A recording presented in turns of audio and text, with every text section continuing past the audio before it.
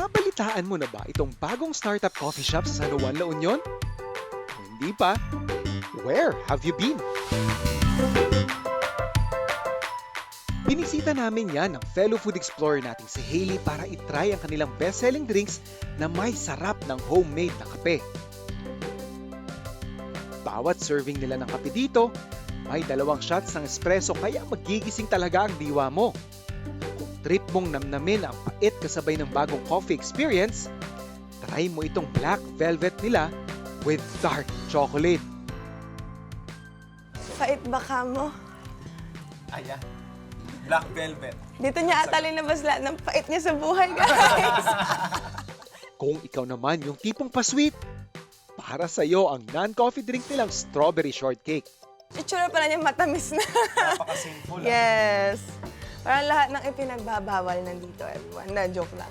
Pinagbabawal ng masarap. Masarap. Yung bitterness, it's not for everyone, di ba? Meron din mga sweet tooth na tao. So, meron din silang sinuserve na mga matamis for you guys. Ito naman siya. Hindi siya nakakaumay.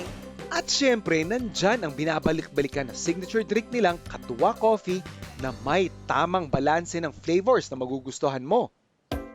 Lahat yan gawa ng mismong may-ari ng Katwa na si Sir Domino Flor de Lisa. Isang culinary arts graduate na dapat sana mag-a-abroad na kung di lang dumating ang pandemic.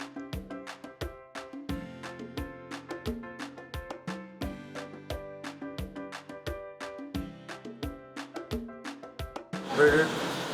At hindi lang kape nila ang panalo dito dahil tinry din namin ang kanilang Katwa Burger.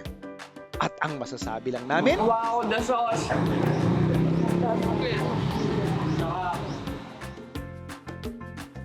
kaya kung need mo ng coffee at merienda break sa iyong next LU trip, try nyong mag-stop over dito sa Katwa Home Coffee kasama ang buong tropa.